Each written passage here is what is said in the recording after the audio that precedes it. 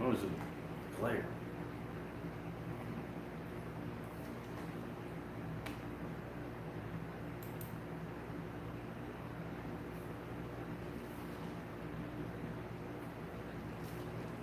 Who else here tonight?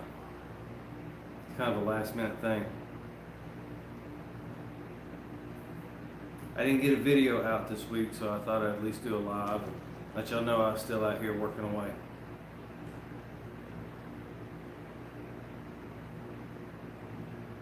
Some stragglers coming in.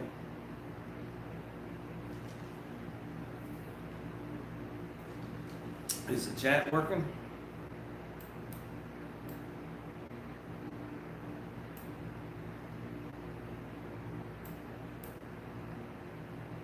I can't tell.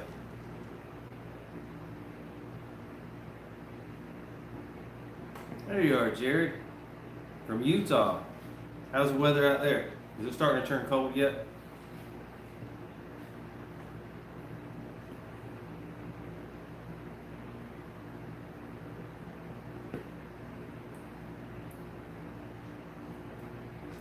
It is just starting to turn cool. It's not cold. It's still pretty hot. I think it hit 90 something today. Not bad, but you can just start to feel a little bit in the mornings and in the evenings. It's cooling off a little faster. So we're getting there. We're getting there. Jared says it's 95. Well, you beat me. We didn't have that. Mr. Duckworth, where's he's hammered down? He's outside of Oregon. So West Coast folks. Oregon. Dang. What's the weather like out there? It rained here last night, but it was pretty today.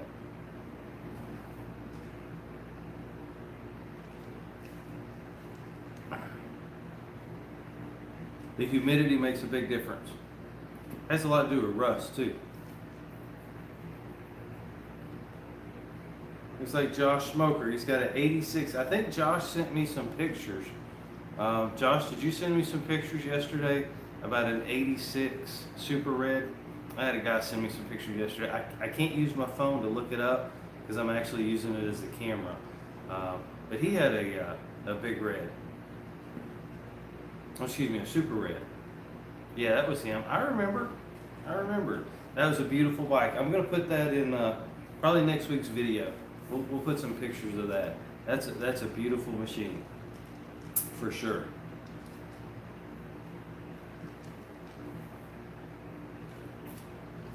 I've got a cold coming on, so I sound a little different. If I leave and blow my nose and come back, you'll know why. I apologize ahead of time. You know, Mike's hobbies and random stuff. Hey, Mike, how you doing? Mike's been with me since the beginning. He was probably the first 10 or 15 people that subscribed to the channel.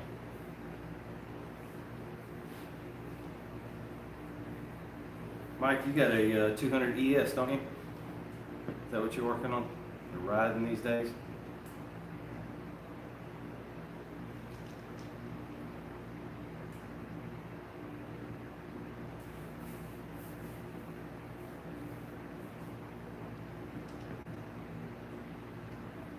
So Dustin says it's 90 degrees and wicked humid where he's at, Central Illinois. Yeah, I could see that. I could see that. Don't you get some wind off the Great Lakes though, Illinois, or are you too far away from that? That's right, Mike. I remember. Now, Mike, you've got a YouTube channel, don't you? Hobbies and random stuff. You work like farm type repairs, that kind of thing. If y'all see me looking, it's because I'm reading the chat on a separate monitor and not looking at the camera, so I don't mean not to look at you. 86 250 Big Red. That's right. Okay. That's a great machine. It really is. They the CDI went to a more traditional, got away from that round plug in 86. In 85, and just makes it an easier machine to get parts for, at least for a CDI. I think that holds true to the 87s and of course the 88s. Yeah, the carb is different too. Yeah, they had a cold start problem in 85, so y'all had to take that up with Curtie. I'm not a carb guy, but I believe they changed something to do with like the start jet on it or something. I'm not sure. But yeah, I believe the complaint was that the 85s had a cold start issue. They were hesitant to start when they were cold and when it was cold. And so the 86, there is a difference in the carburetor. But again, I had to defer that to Curtie because that's not my area of expertise. Yellowbeard, you're very welcome. That's I'm glad the videos are helping you out. I get so many people that message me that say that the shops won't work on them. They'll call and they'll say, hey, will you take a look at my machine? What is it? Oh, well, it's a 200 ES. What's that? It's a 3-wheeler. I went and got breakfast this morning early, very early, and I had a 250R in the bed of the truck, and the guy looked at it, he was like, that's a 3-wheeler. I was like, yeah, he said he had one. He was an older gentleman. And so that's cool. That is really cool. I'd like to ride around with one all the time. People all the time pointing it out, noticing it's different. All right, so Illinois is too far south, Dustin says. He doesn't get any lake effect. Okay. I went to Michigan once, and it was cold. It was very cold. And I don't think I'll be going back. No offense. It was just very cold.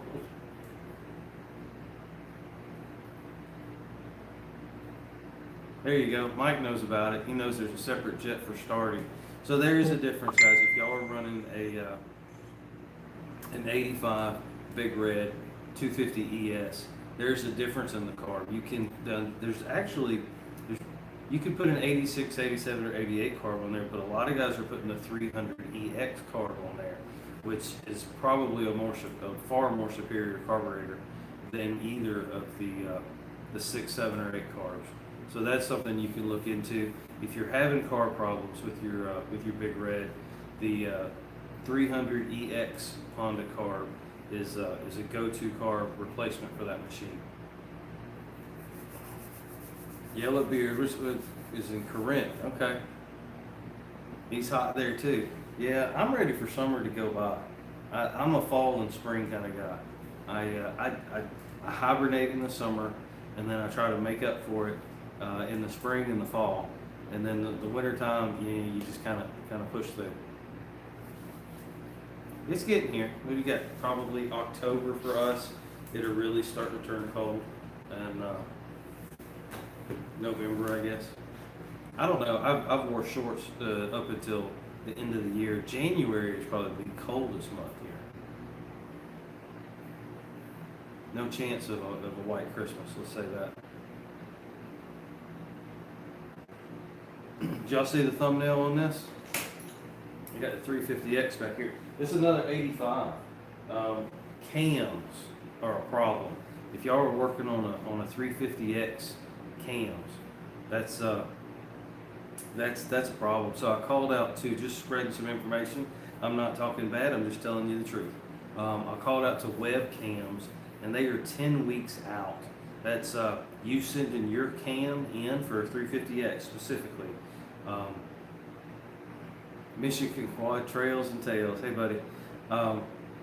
So I called out the webcams because I need a cam for this bike. The one that it had in it was completely wiped out. I was kind of naive. I thought I could just call them up and order one, and that's not the case any longer. Apparently, you have to send their cam, tell them what specs you want on it from their, list, and then they will actually weld your cam, regrind it, reprofile it, and then send it back to you.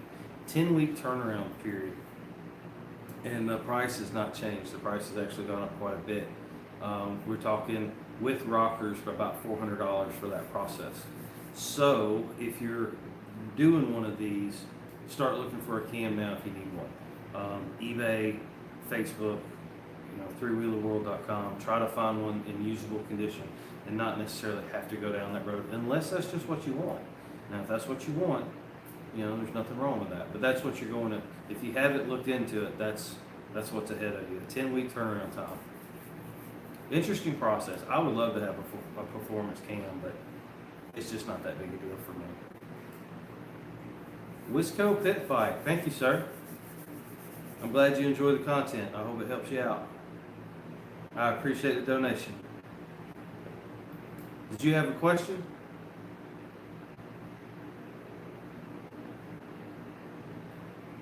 See if you get a chance to get that in there. But yeah, that was a surprise.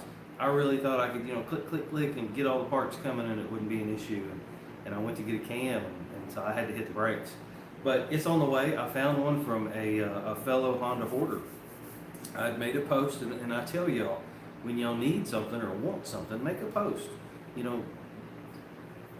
In that group, probably 10,000 people will see that post that you're looking for a fender or a rim or something.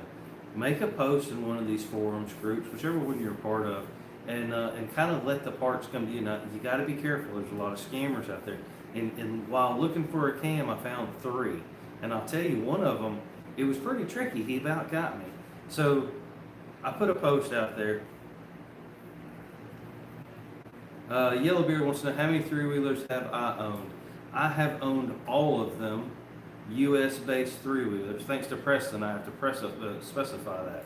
I have owned all of the 3-wheelers except a US 90, and I just have never ran across one to purchase. That's the reason for it. But what I was going to tell you about the scammers in the forum. So what this guy did, he had 2 accounts, and one is called Online ATV Parts. That sounds legit. And then he's got another one that's just like, Bill Johnson.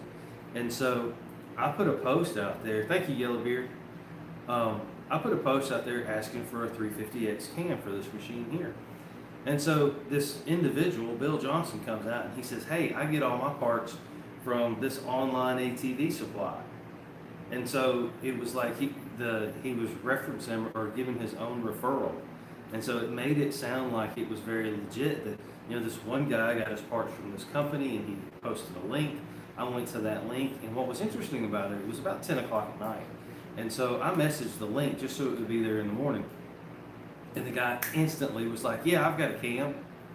Thought that was kind of odd. That was my first red flag. And I said, well, I'm looking for a cam. I said, what's it look like? Because a lot of people, you'll see cams on eBay that are burned. And if you look really close on the lobes of the cam, it'll have a hot spot. And you don't want that. And so I said, well, if you don't mind, send me a picture and tell me what you want for it, and we'll go from there. Do you take PayPal? That's kind of how it went down. The guy sends me a he sends me a picture of the balancer from inside the engine, not the cam. The guy didn't even know what a cam was. He sent me the wrong part. And so that was a huge red flag. And so I went to Google and I just typed in 350X cam. And out of all the pictures that came up at first, one of them was the balancer on a wooden table, like a kitchen table. And I looked back and it was the same photo that the guy had sent me. Out of all the pictures he could have sent me, that's the one he chose. And he sent it to me. So I knew right then and there the guy didn't know who he was or what he was doing. He didn't know what a cam was, and I knew that it was a scammer. And sure enough, I went back and so I looked at the profile of the guy that referred him, because I didn't even think to look at that guy's profile, because thought I was talking to a business over here. And so I look at this other guy's profile, and it's a fake profile. It's a picture, one start date, and that's it. And so sure enough, I went back and I notified the admins of Honda Hoarders. They looked him up and they kicked him out. And so actually that wasn't Honda Hoarders. I'm sorry. That was it was a 350X dedicated site forum on Facebook. My mistake. It wasn't Honda Hoarders. But they kicked him out, and so that took 2 birds out. Both of those accounts got taken out. So that's something to be mindful of. Y'all got to watch that. If you're going to post an ad, excuse me, be prepared for somebody to not, maybe take an opportunity there to try to trick you. So please be mindful of that. What we do in ATC Collectors, which I'm an admin there. I didn't start the group. I was just asked to be an admin. I will encourage people to ask for references. If you're in a forum and somebody comes to you and says, hey, I've got this part for this price, ask if anyone else has ever dealt with that person. If they get offense, well, tough cookies. It's your money. You work hard for it. You need to make sure it's going to the right person. And so what we do in that forum, if you're scrolling through and you see that somebody's offering a part, like Gary Yonkers is a fella. He's on the Facebook. I don't know if he'll be in here tonight, but I've done business personally with Gary. So when I see Gary's posting parts, I like, Gary's a good guy, and I'll keep on going about my way. But that gives credibility, if you will, or reassurance to the person buying that Gary's a good guy. And there's tons of good guys out there. That's just one off the top of my head. So. Okay, so Yellowbeard, you spoke earlier about some low compression. Low compression, Yellowbeard, was that a 2-stroke or 4-stroke we were talking about? It is scary, Mike, but I would encourage you to ask for a reference if you're dealing, online. It's faceless. Ask for a reference. See, most of these folks deal by parting out bikes, and so they've dealt with a lot of people, and you'll get a good reference, and that helps out a lot. It makes me feel more confident. I look at people's profile. I go deep in their profile. I don't just look to see that they have one. I want to look and see how long they've been on Facebook. I want to see, did they have their birthday? Did they have any 3-wheelers in their profile? Because that just happened to me recently. And I went to a guy's profile and not a single 3-wheeler in any of his photos. And so that was a red flag. It worked out, but that was a red flag. Okay, Yellowbeard, low compression on the 200M. I classify the 185s, the 185Ss, and all the 200s pretty much the same engine. Board stroke changes a little bit, but like it says, I'm back live again. I don't know what happened. I don't know where we got lost at. The 185, the 185S, all the 200cc engines, they're all built the same. Board stroke changes a little bit. Low compression, Yellowbeard, put some oil in there and retest and see if that increases your compression. If, let's say you test it, oil and it's 50. You put oil in there and it magically jumps to 75. Then what that oil's done is it's gotten down on top of that piston and it's kind of worked its way around the piston, and it fills the gap of collapsed rings or worn rings. And then when you fire it back up again or you try to run that compression check, that oil actually seals it. That's what it does. And then your compression will increase. If that happens, if your compression increases when you put oil, and I'm just talking a little bit, you can use a lubricant like a WD-40 or something like that. Okay, so he did. He went to 95 with oil and 70 without. Okay, so I have gotten an engine to run at 75 PSI. Now, gauges are going to fluctuate. It did not like to run. It didn't want to run. It was not fun getting it to run, but it ran. You really need to you need to put some some rings in that thing. So what I was going to say was, if you put oil in it and the compression increases, then you need rings. Okay, that's where you're leaking at. If you put oil in it and it doesn't change, then you could have a valve problem. You could have a valve that's chipped or burned or cracked or bent, or some reason it's not sealing completely. It could just be carbon built up. It just could be dirty. I've seen that. You say it runs good. I bet it smokes though. Once you got the compression up. Now heat will do that too. Once you get a cylinder hot,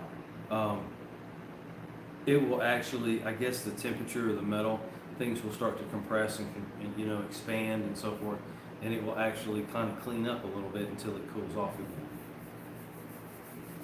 Always check your valves. That's good. I generally find a valve problem when I'm hunting a carburetor problem. That generally seems is when I find out. Well, I don't understand the question, Yellowbeard. It was low compression, but it runs good and it doesn't smoke. You could have the timing could be off. If you're one tooth off on the cam, valve could be opening a little early on the compression stroke, and so it's never going to build completely, because right when it should be building compression, it could be bleeding that compression off by the valve opening too early. It's a possibility. It could certainly happen if your cam, if you think about your cam, I like to think of the cam as the brain of the engine. And if that cam is telling that valve to open too early on the compression stroke, then you're shorting yourself how much compression you're actually going to get. So check your valves, like Wiseco suggested, but also check your cam and make sure your cam is not a tooth off. If you've got a tooth off on your cam, it will still run, maybe 2 or 3 teeth off even, but you could be bleeding off compression by that valve opening too soon. But that's really only the adjustment. There really is no adjustment other than the rocker arms on that particular engine. But I would start there. Go set it up at TDC, get your flywheel, top dead center, pull your rotor, pull the carriage that it rides on, and look at the cam. Make sure the cam is indexed correctly. It should be at 12 o'clock. And then also, while you're there, verify the cam is in the right spot. Then verify that your valves are adjusted properly. And you should be good. Yeah, well, check it out before you tear it down. Check that cam. You can check that without doing a tear down. Unfortunately, that particular engine, you'll have to pull it out to do a top end if you're going to tear it down that far. It's not hard. It's just a little more time consuming. But an M is a great bike. No sub transmission, no reverse. It's just a good all around three wheeler. And I really never found that it lacked for a low range or a high range. I don't know. I think they got the gearing right on that. A lot like a 200S. 200S is just straight drive, basically.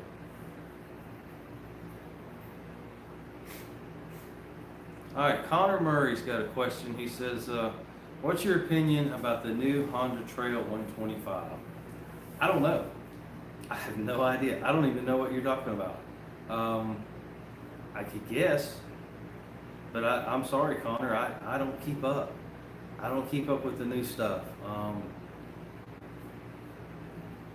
I have no idea. I'm sure in today's world that's got to be a 4-stroke, probably, and a Trails 125. I don't know. Tell me what it is, Connor. I'm trying to read here and get caught up. Trolling for Charlie. What do we got here, buddy? Picked up an early 77 Odyssey. Okay, that's a first gen. It's probably yellow. Can't wait to rip her getting a new stator put on. Okay, at the moment. Also had a quick question. Does good compression mean good motor? Compression was 120 first pull, 135 second pull. That's a 2-stroke. 2-stroke's going to run a little bit more compression than a 4-stroke. I want to say that motor should probably download the manual. I got to say that in every episode. It's in my contract. It's not. But yeah, download the manual. That 250 engine should I think that's going to be a little low, Charlie. It's going to run, but I want to say, I know the 250R that first gen I just did, the book spec on it was 165. So, and the teardown was 127. So you're right on the low end of okay on that engine. But please check the manual. I don't have them all memorized, but you'll be able to go into the manual online. It's at Oscar Mayer, which I actually met him the other day. That's a real dude. And he hosts all of those manuals for free. So if y'all ever cross paths with him, thank him for doing that. That's really cool that he does that. Let's see. Charlie says he hopes it's just getting spark to the motor. Was apparently rebuilt and looks actually fair. New. Thank you. Well, you're welcome, man. I hope I gave you some good advice. I've only worked on the one that I actually have, and that's it. I don't have a lot of experience with that. But check your manual. Check what that manual should be for your compression ratio or compression rating. Okay, Connor. So yeah, they did come out with that. You're right. I didn't know that's what they called it. They're re-releasing the CT90, which is supposed to be DOT. Yeah, CT90. Yeah, they re-released that. I think it's going to be. I mean, it's DOT street legal. Yeah, there's a lot of competition. Ice Bear is one of the bigger companies. I know some guys. It's a knockoff, but you can grab one of those things brand new for $1,500. They will deliver it to you, FedEx it.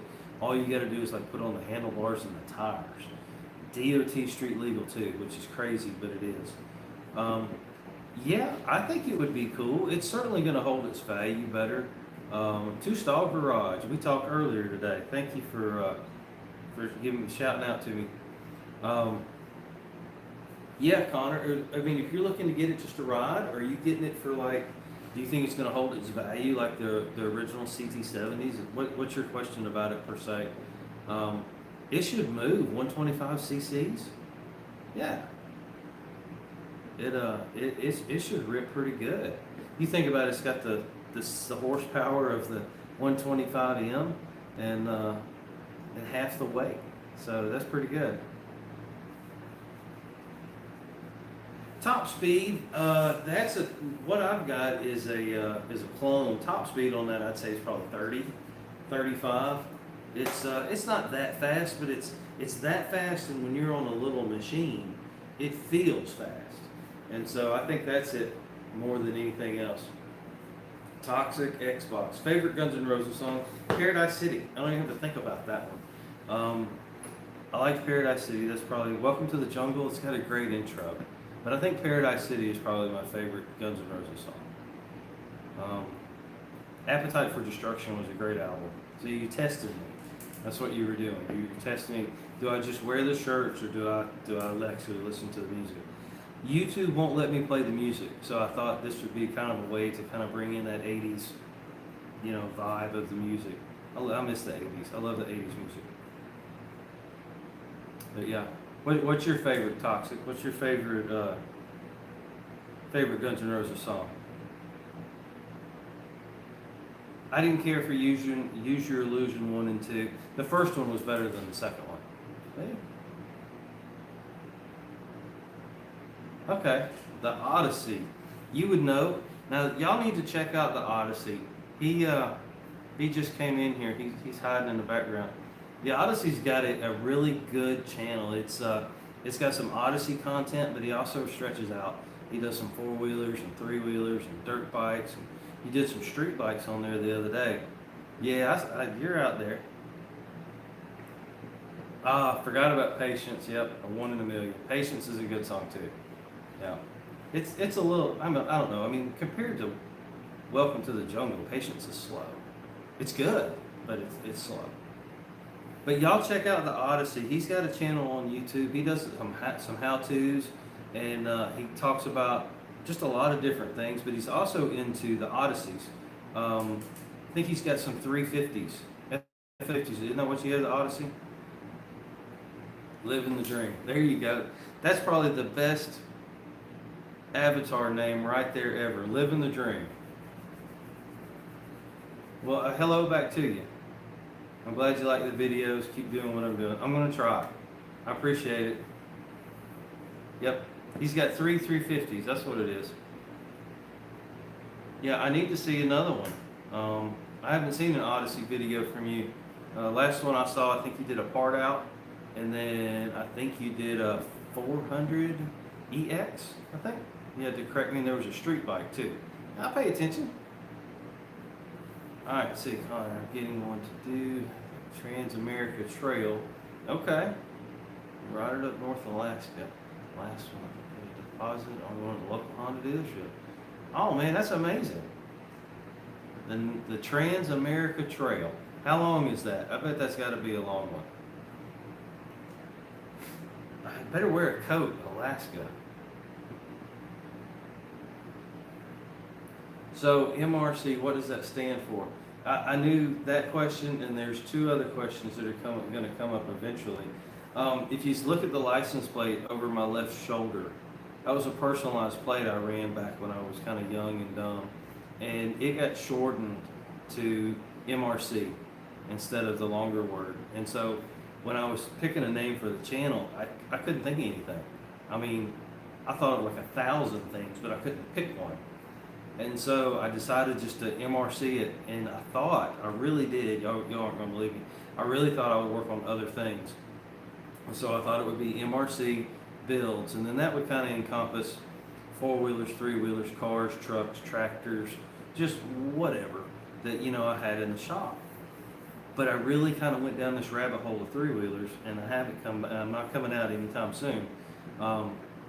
So I've considered changing the name. I really have. I've talked about it with a couple other folks, and I thought about changing it to something more 3-wheeler related, so it would be easier for people to remember. Instead of MRC Builds, it would be, something ATC or something 3-wheelers or something. I haven't pulled the trigger on that, but it certainly is on the table. So there it is. That's right.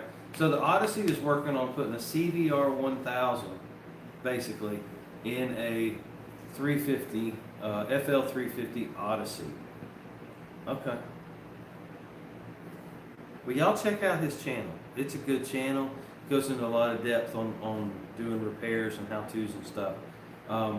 You're gonna run, will the stock axles of a 350, FL 350, will that hold up to that kind of power, or will you have to go with something like from a Mazda Miata or half shafts out of something else? Connor, that's a long trip, man. You're gonna need at least 2 tanks of gas for that. 4,000 miles.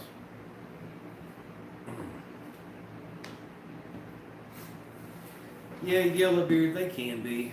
I've been looking in Mississippi. Actually, you have a lot of 3-wheelers out there. There is a 250R out there that is beautiful, but you know, the guy wants quite a bit of money for it, but it's his, and so, you know, hopefully he'll get it. Unfortunately, I don't have it to give to him, but it's a beautiful 3-wheeler. Okay, swing arm and straight axle. Yeah, well, I figured that was going to be the weak link there. On the FL 350 would probably be the half shafts.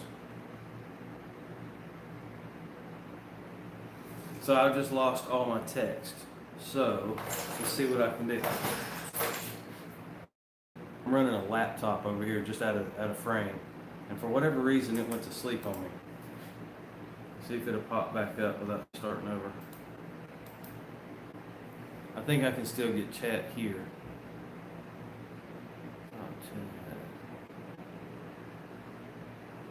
Kane Beepin.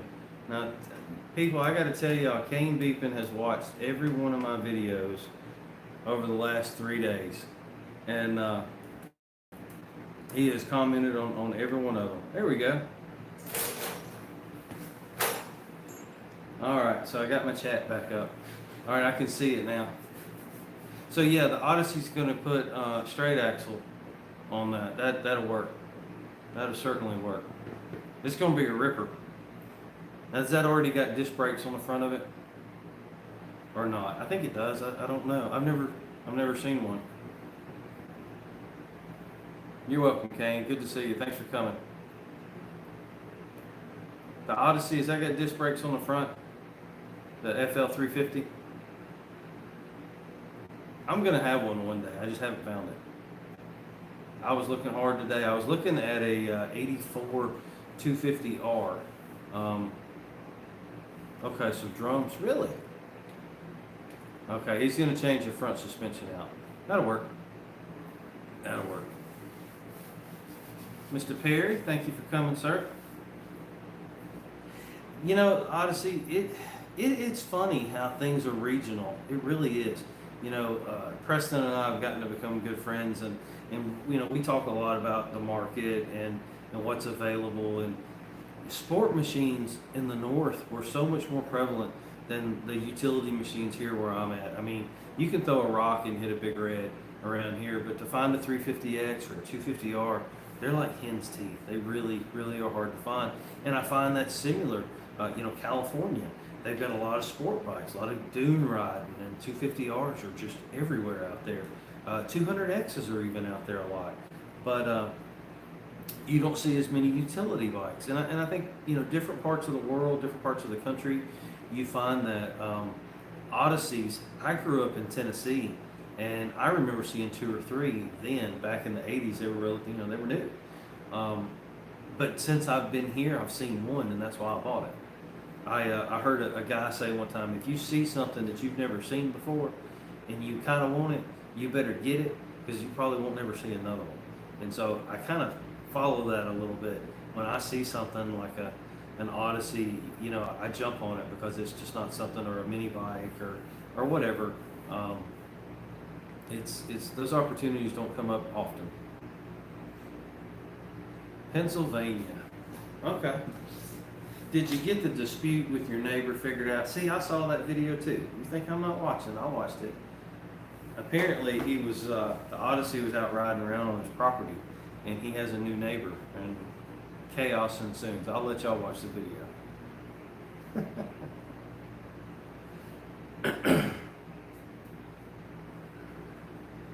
I'm in North Florida.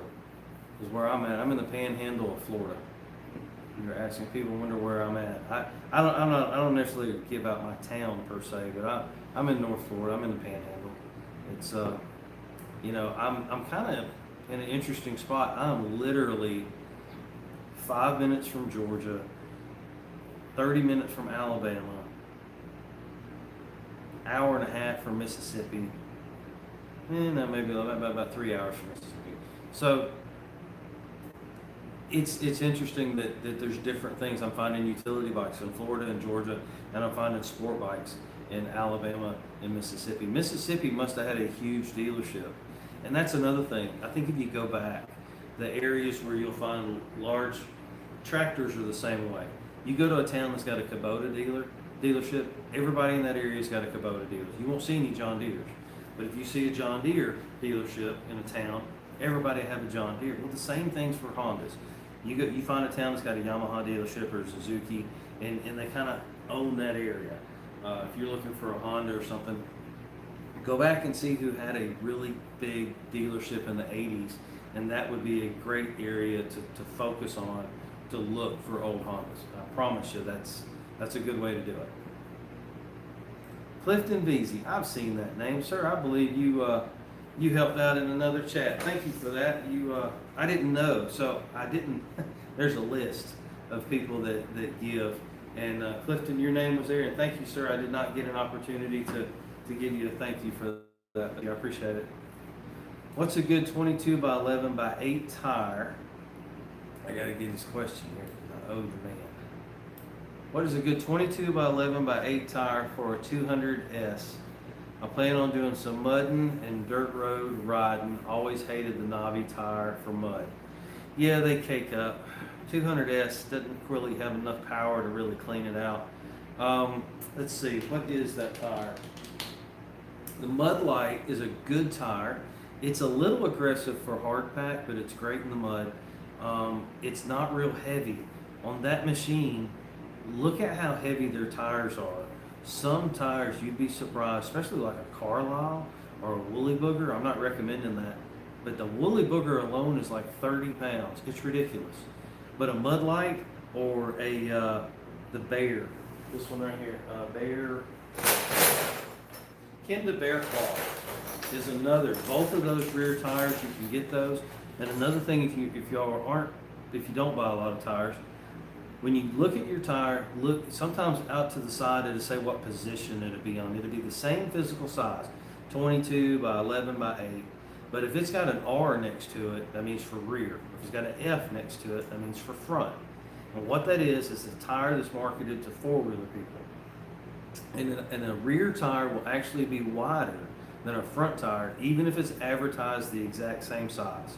So when you're shopping for your tires, look and see if they give an indication whether it's a front or a rear. Always pick a rear tire for the rear of your ATC, and pick a front tire for the front of your ATC. If you ever see some of these Woolly Boogers or Carlisles and they're rubbing the forks on a rigid bike, that's because that is actually a rear tire. There's a difference. I didn't believe it. I had a guy point it out to me online, and then I kind of went and looked through my stash of tires, and I found exactly what he said to be true. A rear tire has an R next to it, and it's designated, it's actually about an inch or so wider. So when you're looking for your tires, if there is an indication between front and rear, be sure and get the rear for the rear. But those are my two recommendations. The Kenda Bear Claw is a great tire. It's not quite as aggressive, but it does really good in the mud. And the Mud Light tire does a great job in the mud, and it's lightweight. So those would be my two recommendations. Tipsy Piranha, I got to get caught up here. Can we find some decent trails, but with high prices? Yeah. Well, gas affects everything, James. Everything goes up. Two questions. Let's see. Tipsy Piranha, that's a cool name. Can a 200X move around a big boy like me, 6'3", 230 pounds? I also picked up an 84 FL250. Okay, so you got an Odyssey a while back. Unsure what the best oil is to use.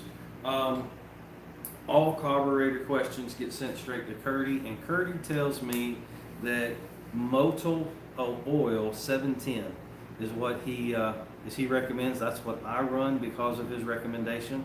It's a modern oil, it's synthetic, and he recommends running a 40 or 50 to 1 mix. Even though these bikes say 20 to 1 on, well, not that one, but this one says 20 to 1 on it, he recommends a 50 to 1 mix of the new modern synthetic oils. And so keep that in mind when you're doing your 2-stroke mix on your 250. Will a 200X move you around? Yeah, you're kind of a big guy. You're taller than me, but we weigh about the same. I think a 200X is a fun bike, especially if it's not an Auto X. Hand clutch is still a fun bike. You can put a cam and a header on that. You can put a bigger like intake or exhaust, air filter. You can hop up the 200X a little bit. It'll be a fun bike. I think it would be, if it's your first 3-wheeler, it'll be fun, but you will probably want to move up pretty soon just based on your size.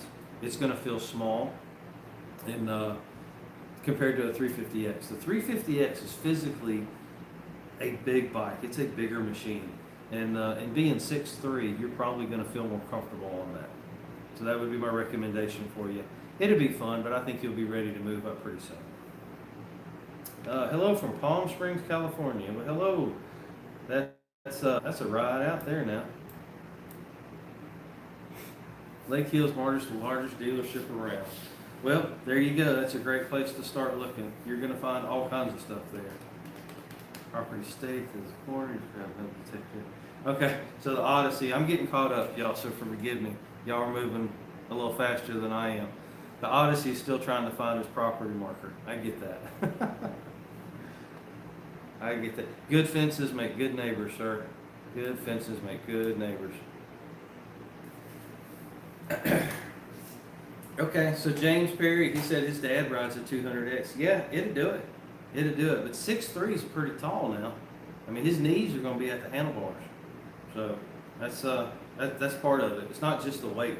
It's where that weight is and you know, how long your legs are. But I like the 200X. It's especially on a clutch bike. It's still very fun. I think what it is you kind of you probably push the envelope a little bit too much because it's a slower bike, it's a lighter bike, it's a smaller bike, and so you have the mindset that you can just kind of throw it around, and so maybe you take some chances that you wouldn't on a more powerful bike. I know for me, I ride the 350X and the 250 are completely different than if I ride any of the other bikes, just because I know that those two bikes will want to walk off and leave me compared to the other ones. Yeah, your dad's 5'6", so there's a foot difference between y'all just about. That's a lot. Depends on where it is though. It could be all legs. Big JC Money from Quebec, Canada. It's got to be cold there. That's where we should go. I'm glad you enjoy the video, sir.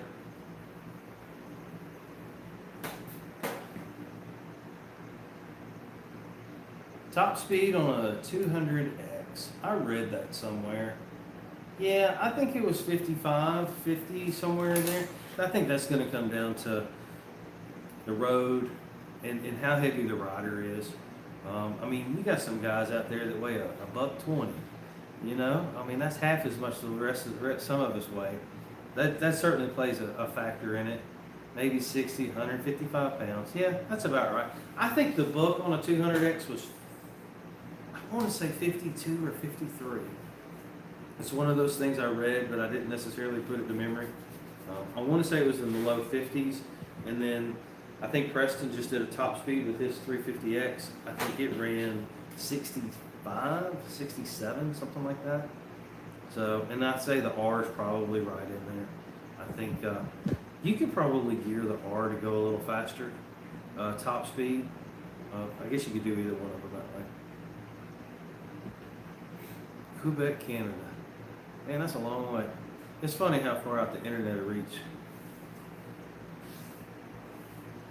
All right, let's see. Dirty 883. He says top speed on his 84 Big Red. That's a 200 ES. Is about 40. That's about right. I mean, that bike's not built for speed. It's heavy. It's got, you know, the 25-inch tires on it. It's you know, it really is a working trail machine. It's fun. No doubt about that, but it certainly is not a speed bike. if you go to the book and you look at the weight of an 84 200 ES and compare it to a 200X, the power to weight ratio on a 200X is really high, really high. I mean, I think the power to weight ratio on a 200X is greater than the power to weight ratio of a 350X, and that's something to think about there too.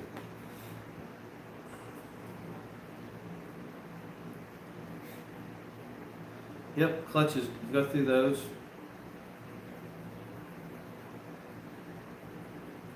We had a conversation about clutches the other day. You know, it's just one of those maintenance things. When you change your oil, look at your oil. If it's got a lot of gray color to it, that's mostly clutch material. I'm not talking about pieces now, but I'm talking about if the fluid itself is kind of gray in color, that's generally clutch material. If you get a lot of that out in an oil change, then you need to go ahead and start planning on doing a clutch swap, which isn't hard. There's already a really good video on doing a clutch on a 200X. It's pretty straightforward. It's not that hard.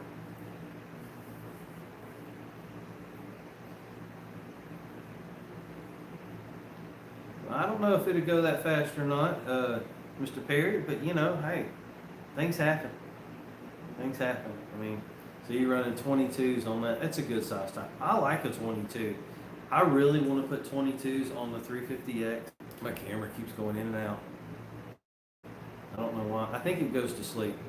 But I'm thinking about putting 22s on this 350X. I'm not sure.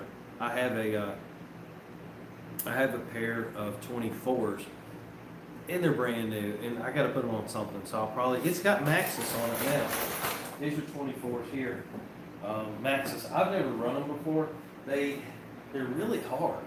I'm surprised. I don't know if they just seem really hard to me. The whole shocks are a lot softer tire, a lot more forgiving. I like that.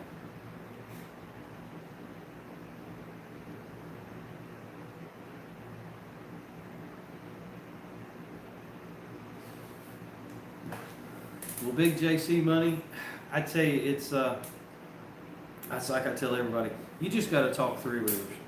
When you're out with your buddies, you talk three-wheelers. When you go in the auto parts store, you talk three-wheelers. You talk about three-wheelers until people will tell you to quit talking about them. I hear that a lot, actually. But that's how I find them. That is the best way. Finding one on Marketplace is not ideal. It's the best deals, honestly, for cost is you get a lead from a friend, you've got a relative that you know heard about one, and that's I talked to a guy this week. He got a lead just like that. A friend of a friend of a friend got a hold of him and had a sweetheart deal. It was an 85 350X and a 185S package deal. Original owner. This one guy had both of them since new. He had a ton of extra parts, but the guy said if he sold one, he had to sell them both. So this fellow went and he sold off all of his toys to swing this deal. He gets both bikes home, puts fuel in both of them, and they start right up. It's an amazing story. It's a true story. It's funny to kind of watch things develop. He sent me the pictures. He said, does this look real? And I'm like, well, I hope it is for you. And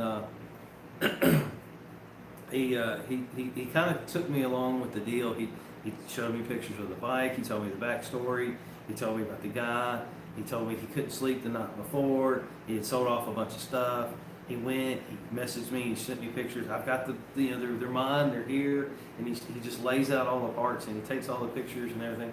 And it was really fun to kind of live through him to go through that process. And he's found, really to a lot of people, the ultimate three-wheeler, a one-owner 350X, and it is beautiful, beautiful bike. I won't say his name, but he's in upstate. We were talking about location. He's in Michigan. I'll narrow it down that far. So they're out there, and there are a lot more sport bikes in the north, a lot more forced. 350Xs seem to be plentiful up there. If Preston doesn't have them all, good luck. What's your question again, Kane? I missed it.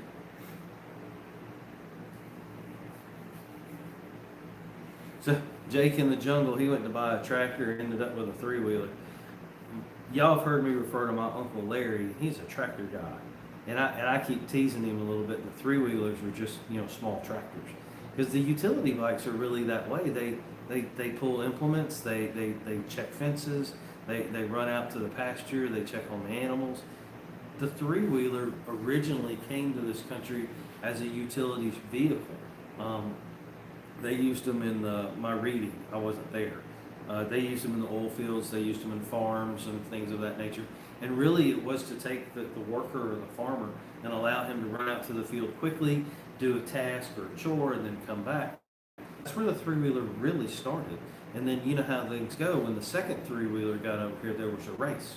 And well, then somebody had to go faster than the other guy. And so that's where the race bikes came from, I guess. All right, see what we got here. I also have a question about the 185. I've adjusted the valves and it runs amazing. Always cranks first pull, but it has a tick that you can hear best at idle. Any idea what it could be? Well, the tick is from the top end. Certainly could be a valve. You could have a valve that's just got a little bit more play in it, one or the other, and it's just making a little bit louder tap noise. You know, check your valves. That's 0.005, I think, 0.05. Please get the book, download the manual. It's I adjust my valves to feel, and then after on a rebuild, and then I run the machine, and then I adjust them again. I really can't tell you how I feel that, but that's how I do it. And I just redid the ones on my first 350X. It had a little tick in it after the rebuild, and now it's gone. I didn't use feeler gauge, whatever they're called. Yeah, so that's how I do it. I want that valve and that rocker to where I can take my finger and I can just barely take it off of there. I mean, just off a touching. If in your mind you think about a sheet of paper, that's about all we're talking, the distance between that rocker and that valve. That's all they're asking for. And so that's how I do it by feel. It's just a little bit. Anything more than that, and they're going to tap and they're going to be loud. And that's what killed this machine. This guy took this machine to a professional. He adjusted the valves and he gave it back to him. And the guy went riding and it snapped the valve and he dropped the valve in the motor. That's what happened to it. So even professionals get it wrong. That's what I'm trying to tell you. Well, take some of that play out, James. If it's not that, then it's timing chain. But you say the noise is coming from the top of the head, so I'm going to have to say that it's a valve. There's really nothing else up there that's going to make a tap or a tick sound. I would just, whatever adjustment you have left, take half of that adjustment out or that play out and listen again and see. It doesn't take that long, and it's not like you got to tear it down or anything. You're not, it's not using up gaskets. All right, Kane Beacon's got a hard one for me here. 1980 XR80. Now that's a dirt bike. It's a 2-stroke, if I'm not mistaken. Runs great, ride for a few minutes, and then you have to keep giving it gas to keep it running. But you can crank it, and it will idle all day. I'm going to say you need to go through your carburetor, Kane. If it will crank up, then your start jet's good, but you may have a partially blocked run jet or just to quit like that. I would clean the carburetor. You may have a passage that's blocked that's not allowing it to breathe properly. That's where I would start.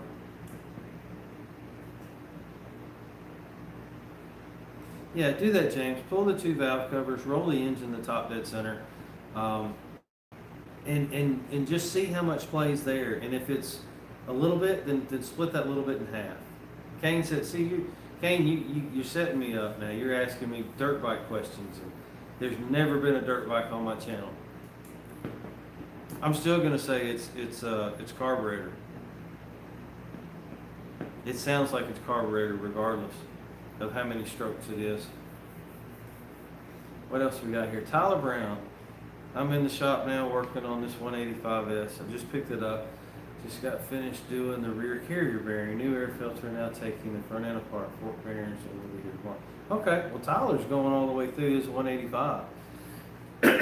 I like the 185. A lot of people don't realize the 185 is a small machine. The 185 frame itself is actually smaller. They get a little bigger as they progress through the years.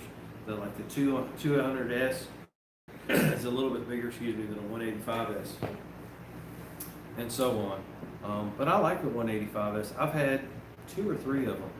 I put some 18s on the back of one on some 10-inch wheels off of a 300EX, and that was fun, but top speed was about 30. I lost all the top speed on that machine, but it would do donuts like nobody's business.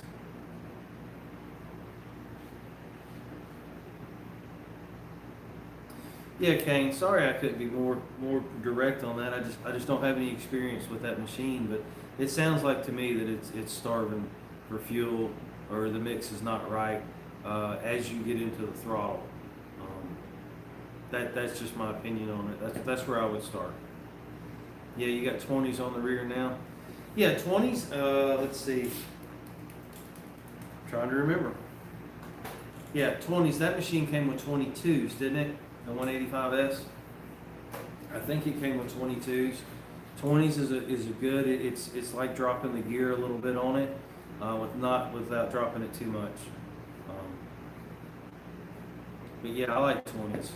I've got 20s on my 250R. I like them.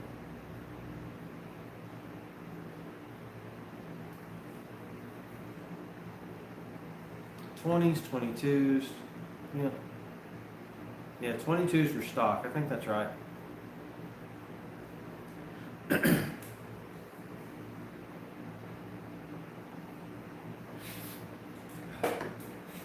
Anybody see we've got YouTube finally allowed me to do memberships now.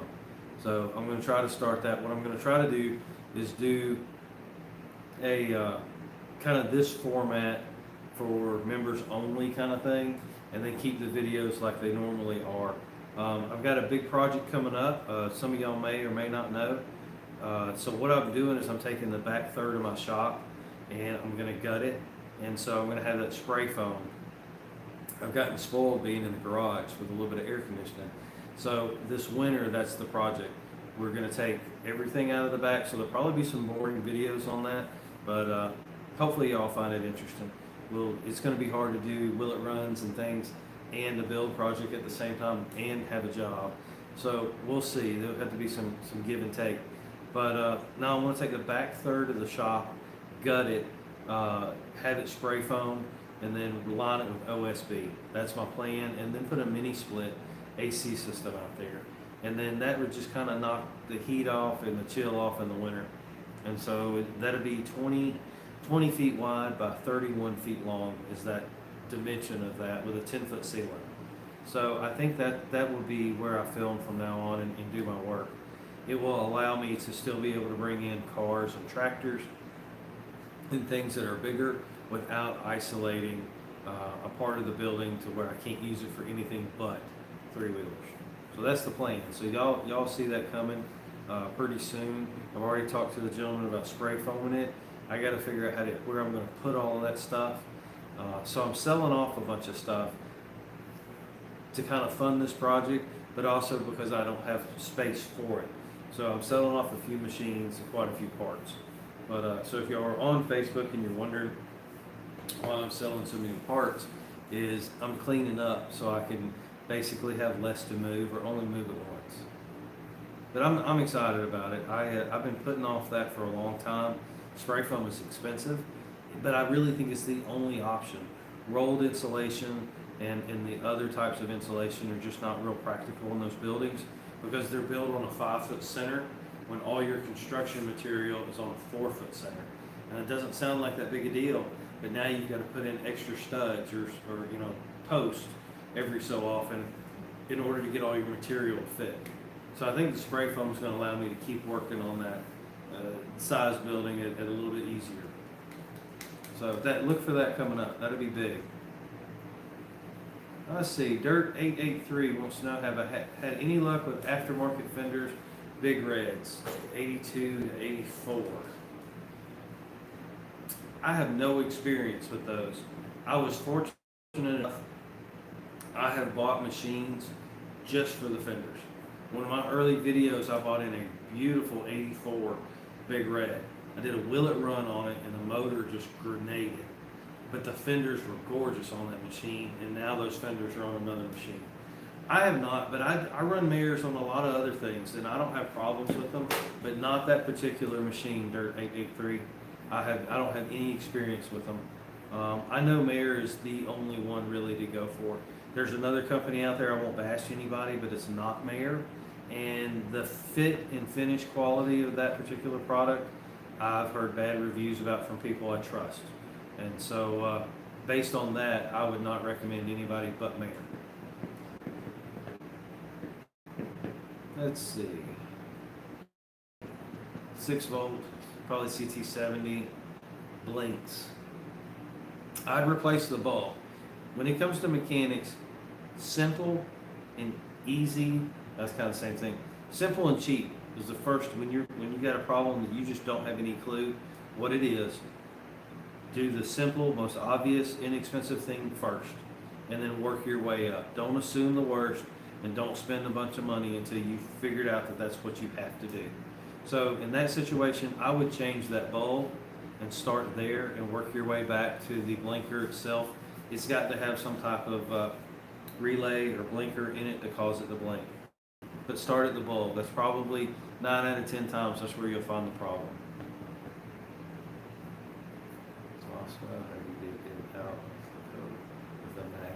Yeah, you drop that little 10 millimeter down in there and you're going to need to get it out with something. You're not going to get your fingers down in there for sure.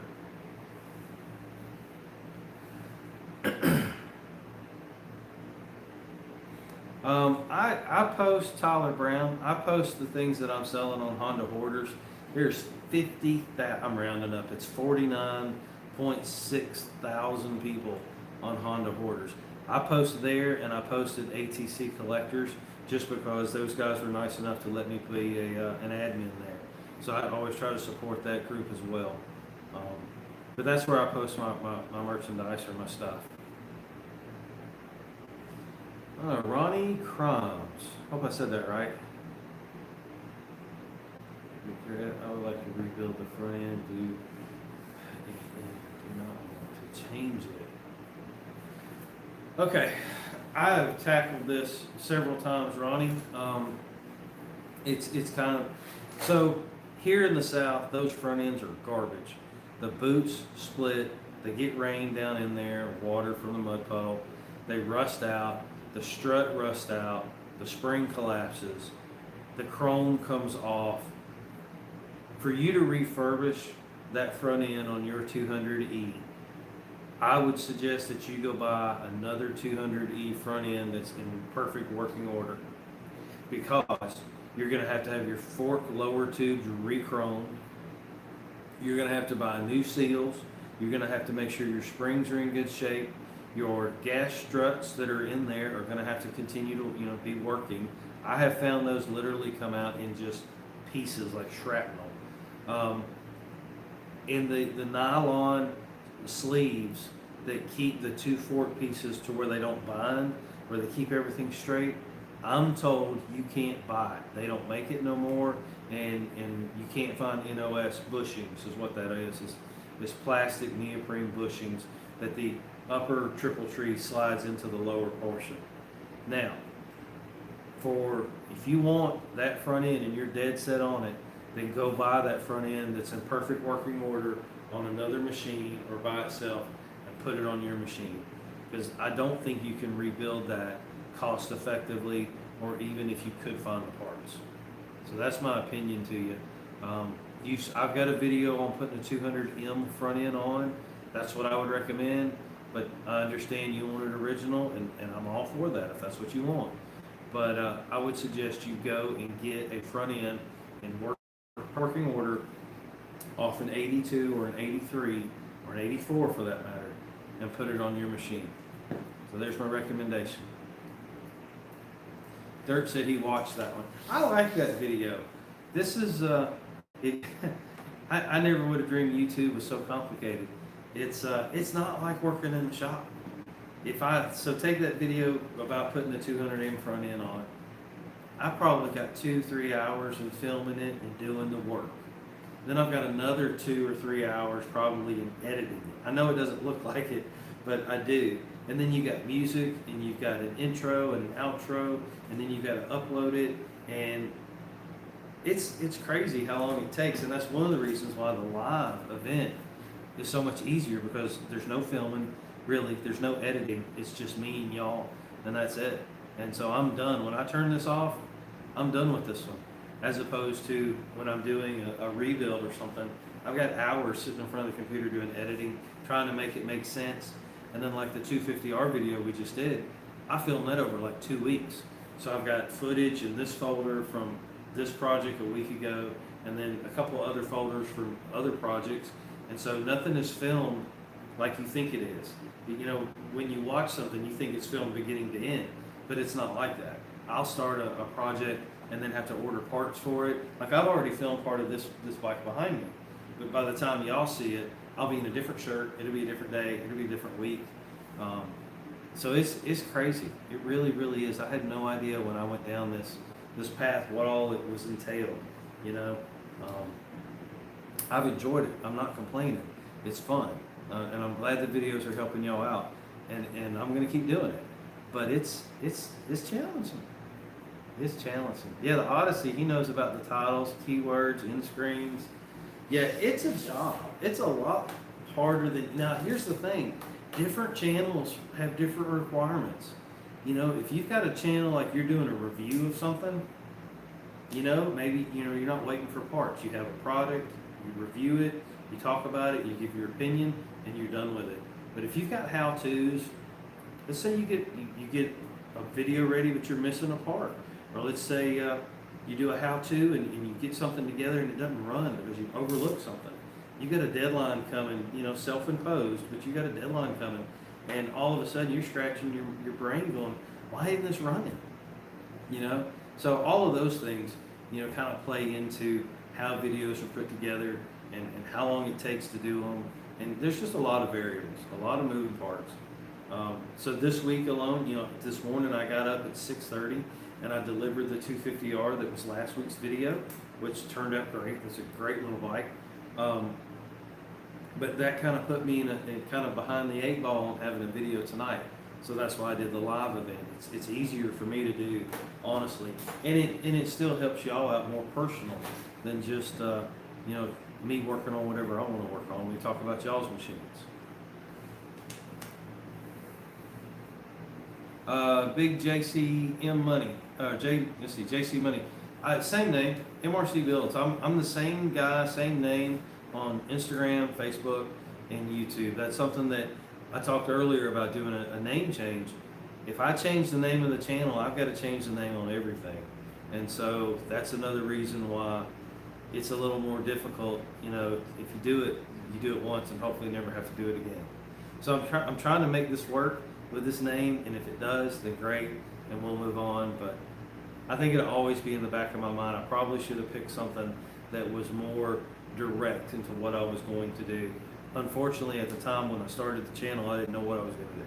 I knew I was going to do repairs, and my first video was about a 3-wheeler. I wanted it open-ended because what if I brought a 4-wheeler in, or what if I brought an old car in, or something like that. Those opportunities have brought themselves forward, so we'll just keep doing 3-wheelers. Lexington, Kentucky. I've been through Lexington. It's been years ago. I grew up, hey Chris Wise, I grew up in North Tennessee. So that area of Tennessee and Kentucky, that's some beautiful country.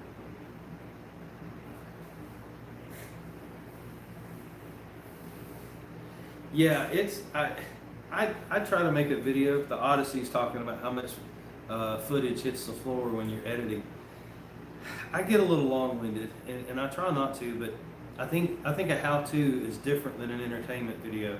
I think an entertainment video should be entertaining and really doesn't necessarily have a conclusion. I think a how-to video is like baking a cake. I want to give you the problem, I want to give you how to fix it so you can follow along. And then I think it has to have a finale at the end. You want to see it run, or you want to see those two parts working together like they're supposed to. And that to me takes time. I don't think you can do, I can't do justice to a how-to. I don't think you can tear a whole motor apart, split the case, clean it, diagnose it, put it back together, and make it run in 10 minutes, and the audience learn anything. Yeah, you can show it. You can show it great and great music, and it's the best thing ever. But if the guy at home didn't learn anything or can't follow along and fix his own bike, then it's not a how-to. It's an entertainment video. And that's kind of where I draw the line for how long something takes. If it takes me a while to explain it and it's a complicated thing, and somebody walks away and they have a better understanding of it, then I think it's time well spent. Howard Keys from Baltimore. How you doing, sir? Hey, Clifton. Clifton's a champ.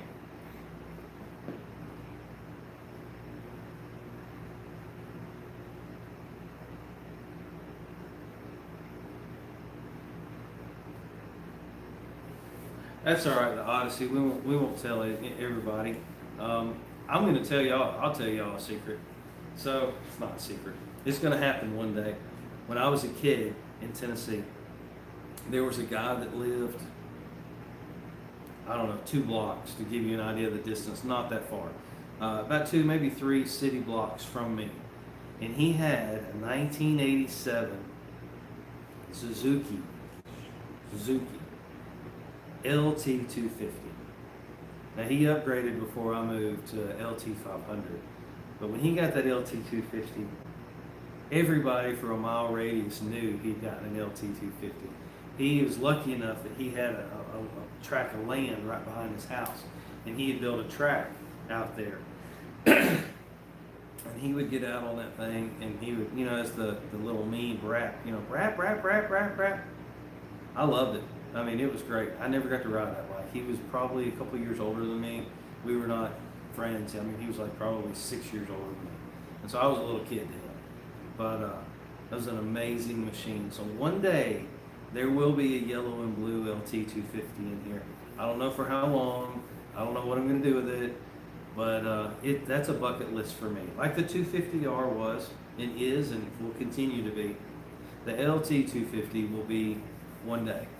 So I just got to find one. I was looking at one 2 weeks ago. So that's it's not a Honda, but it's still, for me, it's a time capsule. When I see one, it takes me back. It makes me think of his, and his name was Chris, actually, is what his name was.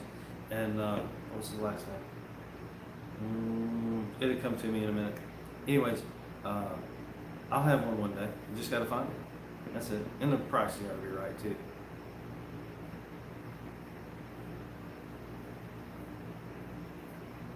Yep, you can take a bigger project. Odyssey's talking about taking bigger projects and breaking them up. And here's my dilemma on breaking up a bigger project. I've done it. The Van Halen bike was 4 videos, and it took me, a couple months to build that bike with paint and everything that I did to it, and parts and so forth. My problem with YouTube is, for y'all, the audience that watches every single week, y'all could follow along and it would be fine. But if you're a new viewer of mine that comes on and you come in after the project's done, and you're going to have a hard time following them in order. I know you can put the videos in a playlist, but then you're forced to go to the channel, then you have to go to the videos, and then you have to go to you have to go to the playlist, and then you can look at them as a group. And I know you can put the tags at the end of them to kind of link the next one, but I think that's one of the problems with videos that are broken up like that, is that if you get an automatic recommendation for the 3rd video on a 4-video series, then now you've got to have to kind of go back and find the first one and then kind of watch it back through. So I think that is challenging. I think I would personally rather have an hour video that does the whole project than a long hour project cut up into 4 videos. But I also know that people don't have an hour time to sit and watch a video. I get that too. So there's several videos that I start and leave and then come back and finish later. But you know, it just depends on the project. I think I would like to have more of a format of, let's say you do a repair or a how-to like this right here, do a repair on this one, and then have a follow-up video on like riding it, showing what it can do, showing how it sounds, you know, those kinds of things. And so you could break that down to 2 or 3 videos that way. So it would be different content, but they're related because it's the same machine. So that's one way to look at it too.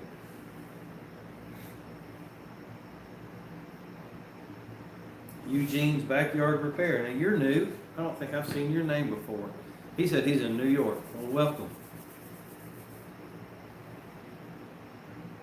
A meet and greet? Well, Chris, I appreciate it. I don't know. I don't get out much. We'll see. You never know.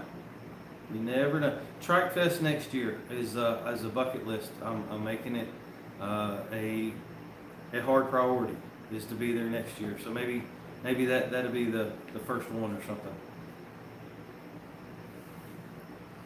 James wants to bring me more work. ATV Seed Exchange. There you go.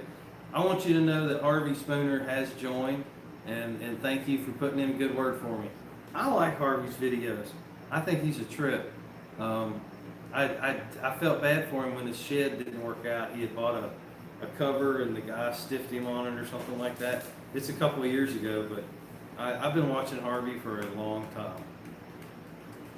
ATV Seed Exchange wants to know if there's an Odyssey 400. There is an Odyssey 450. Is that right?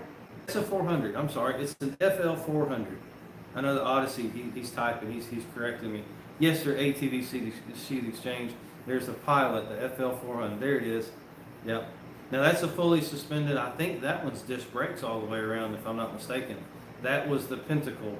My wife says I use that word wrong, but she's not in this room, so I'm going to use it anyway. It's the Pentacle of dune buggies, really. I can't imagine what that would be. What that would be like. The FL 250 is fun, but it will beat you up. That no rear suspension is for the birds. It's fun, but you pay a price.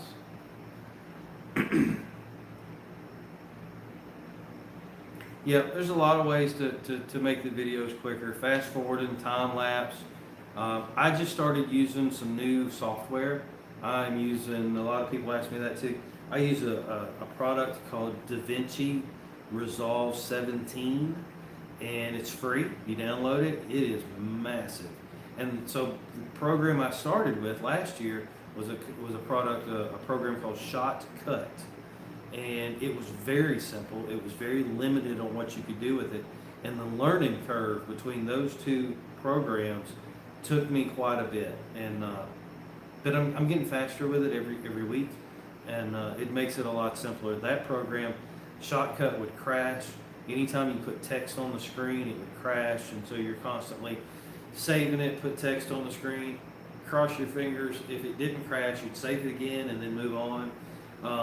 If you tried to do anything in time lapse, it would crash. It was just, I built a computer for YouTube. It's no slouch. It's quick. But yeah, it's 64 gig RAM. I got a hard drive sitting on the motherboard. It's a SSD hard drive. I'm running a 4 terabyte backup. There's faster, but it's a pretty good machine. It runs DaVinci Resolve perfect. I don't have any problems with that. So, but the learning curve, it was literally starting over. And so there is one video where my settings were just terrible. And so when you see my face or a background, it looked like the color was kind of like distorted a little bit. But that was the software, and that was me giving it the wrong settings. It wasn't the software's fault. So if y'all are into video editing and want to look at some free software, it doesn't, I'm just recommending it because I use it. It's called DaVinci Resolve 17. They make it a Resolve 18, but you got to pay for that. But the 17 is more than enough.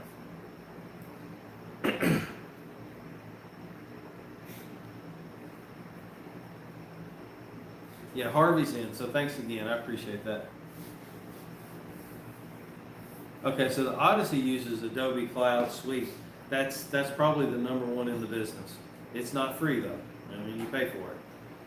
But it's a fine machine. It's a fine software. Adobe don't play around. Let's see. Can't get my hand throttle to stop on my TRX 125. Can't get my Eugene backyard. I'm trying to answer your question. Can't get my hang throttle to stop on my TRX 125. Oh, it's a subscription base. I didn't realize that, the Odyssey.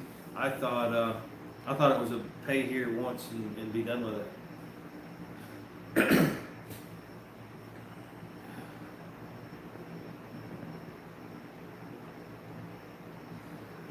Well, me and Preston, I think a lot of him. It's he's not like what he portrays on screen. He's actually nicer, and I met him. I met him. I bought a gas tank. The 350X gas tank is how I met him. We did a deal. I didn't know who he was. No clue.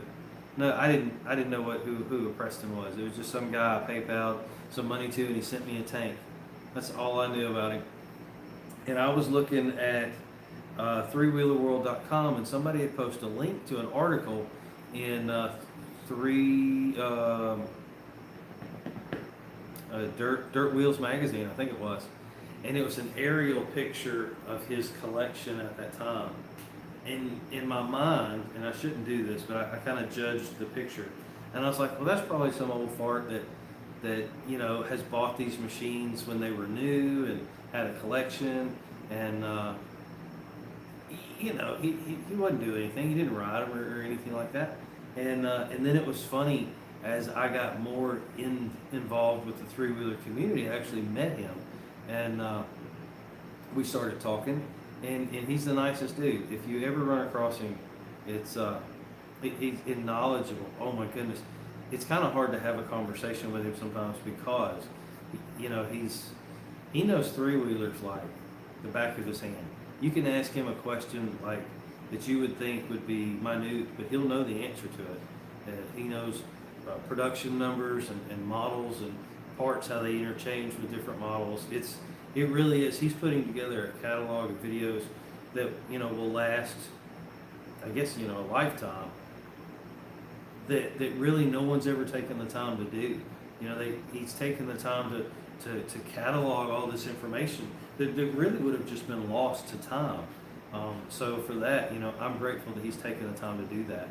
A lot of it is, it's entertaining, but it's educational, and you don't even necessarily notice that you're learning from it. But you'll get done watching a video of his, and you'll be like, I didn't know that was a difference between those two models, or that those wheels or tires were the same as on this other machine over here. And so that's always cool. But if you ever get an opportunity to talk to him, you're going to be in for a real treat. He's good people. Do I like the newer trikes built by BBC? I have seen their trikes on videos. I've never seen one in person. Their build quality is amazing. Hey, Norman. Hey, I know Norman. How are you, sir? I had to tell some stories on Norman. You be careful what you say, Norman, and I'll be careful what I say. BBC, man, they make an amazing machine. I think 14 grand for a conversion kit is crazy, but in the world we live in, these are all custom parts, and they're one-off really to them, and yeah, I mean, it's expensive. They've got the geometry right. They've got the modern geometry that the four-wheeler race bikes are built off of, and they're applying that to the three-wheeler. There's really, that's not even comparable. I mean, there's 40 years of technology that has changed from 1986. If you take the 250R and you put it up to what they're building today, they're building an amazing machine. You can't fault them for that. They've got a modern drivetrain. I don't know where that machine will be in 40 years. Will it be collectible? It probably will be. I know that they're doing different brands, which is pretty cool. I saw they did I think it was a Yamaha and a Honda, and I think they did a KTM. I saw on their channel, they did a KTM and turned it into a trike, which looked really cool.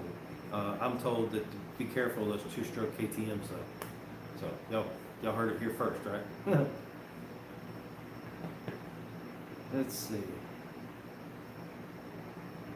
Do I know the Muffin Man? I don't know who that is.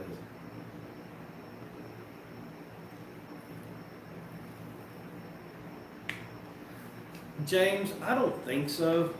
James, that's a valid question. I was talking to some guys the other day about the band and three-wheelers and those kinds of things, and I don't think your major players are ever going to bring them back. I think the stigma is too strong. I think people will always be scared of a three-wheeler. I think it's kind of like the Yugo. I hate to say that, but it'd be like the Yugo company trying to bring that car back. It got a bad reputation, and I don't think that'll ever go away. The Corvair, got a terrible reputation. I don't think they'll ever bring that back. The Corvair actually, was, you could get a turbo version of that. Look it up if you don't believe me. There's a guy in town here. He's got several, and one of them's turbo from the factory. A turbo flat 4, I think, is what's in the back of that thing. So I don't think I think the manufacturers could and would, but I think the lawsuits and I think the stigma of the three-wheeler, they will never bring them back because I don't think they'll sell very good. I don't think the parent of today is going to put their kid on one. So my answer is no on that. Yeah, 140 horse Corvair. Yeah, but they only weighed what, 1,600 pounds. They were a very light car. All the weights in the back of them, rear engine, rear wheel drive. Excuse me. Not a huge fan of the Corvair, but it's just an example.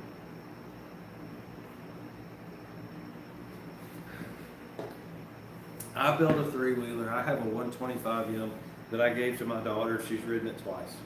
I'm not going to force her. If she wants to ride it, we'll go ride it. If she don't, then that's fine. Let's see, how do I want to put that? I've seen parents force their children to do things, and the children generally revolts against it. So I'm the exact opposite. I let her kind of choose what she wants to do, and then I support that activity. I don't know if it's right or not. That's just how I do it, and hopefully it works out best for her.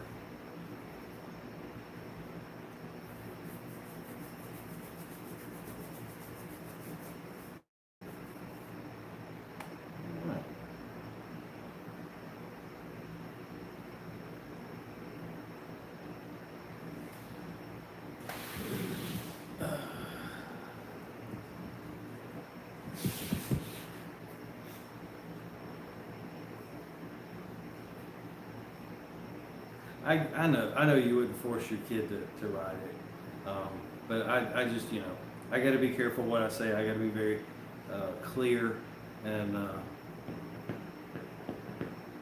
I don't want to say anything, incorrect. So it's the new world.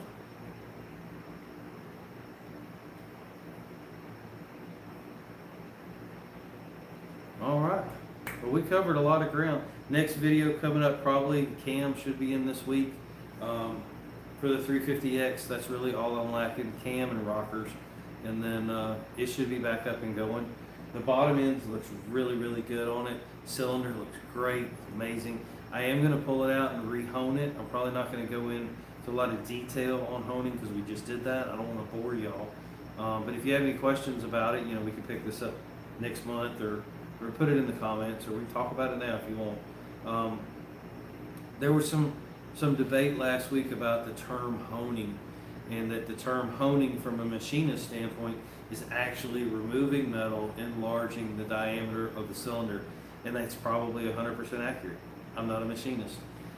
I've always been taught that was a hone, a dingleberry, a flex hone is what it's called by the manufacturer. All you're doing when you use one of those tools is you're adding scratches to the inside of the cylinder. That's all you're doing. You're not upsizing it, you're not boring it, you're not honing it to the next size, you're not increasing the displacement. It's not going to be no powerhouse that it wasn't before. All you are doing is literally scratching the surface. You're not You're not taking out any tapers. You're not taking out any bellies that are in the cylinder. These are terms that people use. All you're doing is putting a uniform scratch in the cylinder, and that is so oil will work its way back down into the crankcase, so the ring will have a nice uniform surface to ride on, and that oil will be there for it to lubricate that ring. So I hope there's no confusion with that. The dingleberry, the flex hone is what they call it. I use the term hone because I call that tool a hone. I'm not implying that I'm increasing the size of the cylinder by any stretch of the imagination. So just to be clear on that. Hey, thank you, Eugene. I appreciate that, sir. Yeah, I like AC/DC. Back in Black. Shook me all night long. Let's see. What else? Thunderstruck, Hell's Bells. I mean, come on. They had it all. Do you know if you actually do some research on AC/DC, they are, I think, the second largest band of all times, and I think that is in records sold is how they have that, classified. They have been selling records for so long, in so many countries, that they are, I think, number 2 of all time, which is huge. I mean, a lot of people don't even know who AC/DC is, but yeah, great band, and they still rocking today. They've got to be 70. More power to them. They had an album just a few years ago, so they're still putting out new material too. But thank you for that, Eugene. Let's see.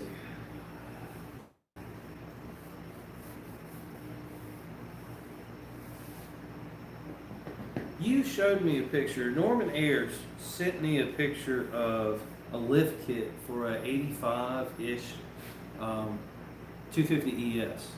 Let's see, what's the guy's name? Brad Rye. It's R, I'm not a good speller. R-Y-E, last name. Brad Rye. Look him up. He, Vinny Staffa sells his stuff over at Parts Surplus. You can look up Brad Rye or Vinny Staffa on Honda Hoarders Facebook, Norman, and they sell a lift kit for Big Red. And it's the picture you showed me is basically what he's building and selling over there. So check that out. If you really do need a set and you can't find, I can get you a phone number. So you got my number, so text me and I'll get you a phone number to him if you want to get a set. I think it's 3 inches is what his base lift kit is. I think it's 3 inches on the front.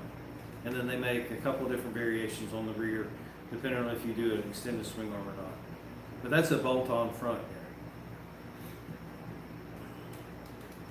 there. Yeah, me and Norman go way back.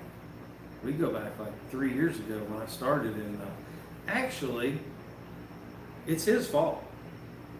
Everybody turn on Norman there. Norman sold me my first 3-wheeler. 1985 250 ES. Sure did.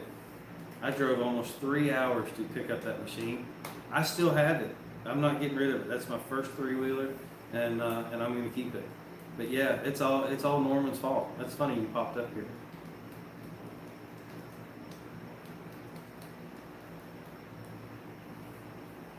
Thank you, Eugene. I appreciate it. Yeah, I like their music too.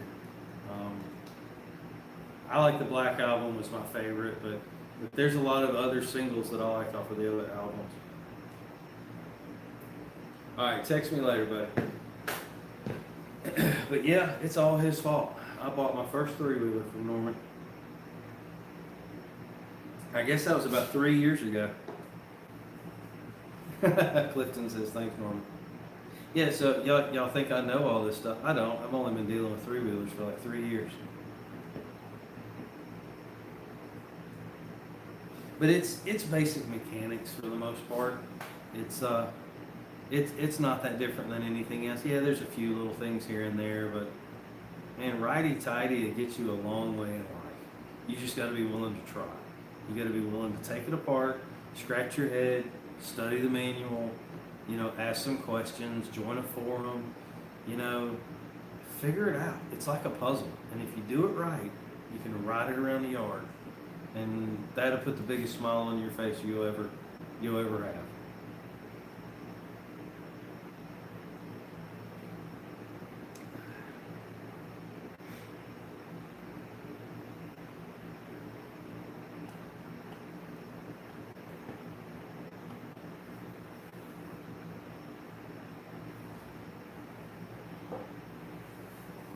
Well, Clifton thought that was funny.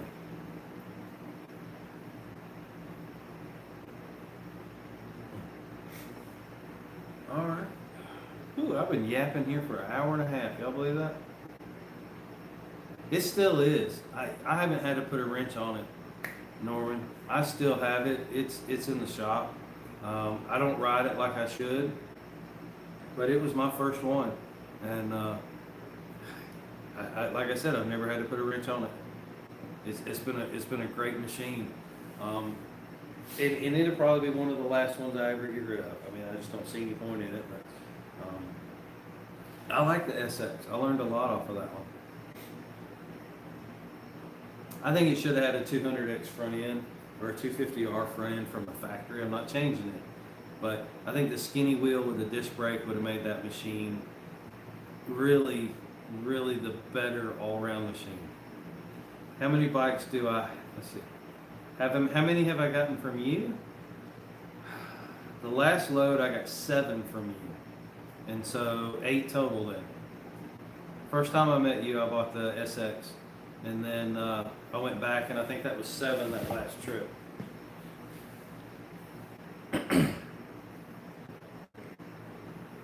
I'm ready for another load. You got another load for me?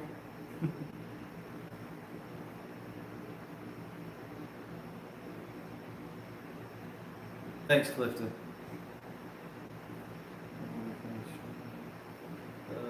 Let's see. I'm looking for your last comment.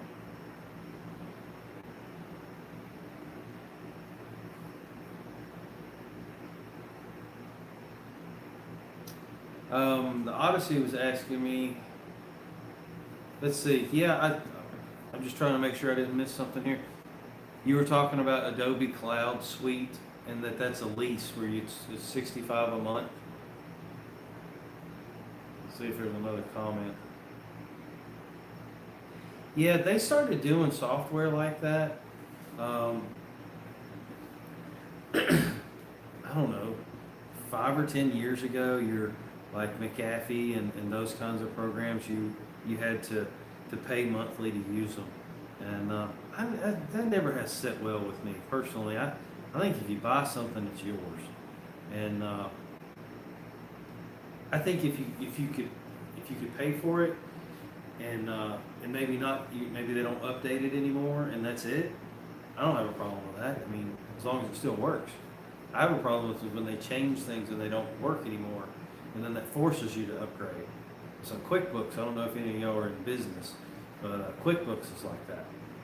It used to, you would just pay like $1,500 and you get QuickBooks and you're done.